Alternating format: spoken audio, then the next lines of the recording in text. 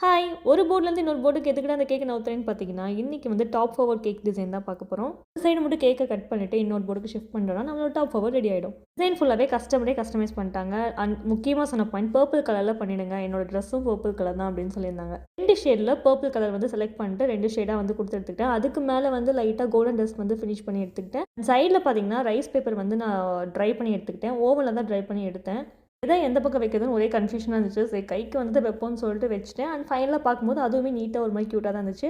இந்த குட்டி ரோஸு என்ன பயங்கரமா கன்ஃப்யூஸ் பண்ணிடுச்சு. இந்த குட்டி ரோஸு என்ன ரொம்ப கன்ஃப்யூஸ் பண்ணிடுச்சு. ஃபர்ஸ்ட்டு ஒரு மாரி வச்சிருந்தேன். அப்புறம் மறுபடியும் மாத்தி வச்சேன். அதுக்கப்புறம் மறுபடியும் ரைஸ் பேப்பரையும் மாத்தி வச்சு எல்லாம் ஒரு கொலாப்ஸ் பண்ணி கடைசியா எல்லாத்தையும் நிக்க வச்சாச்சு.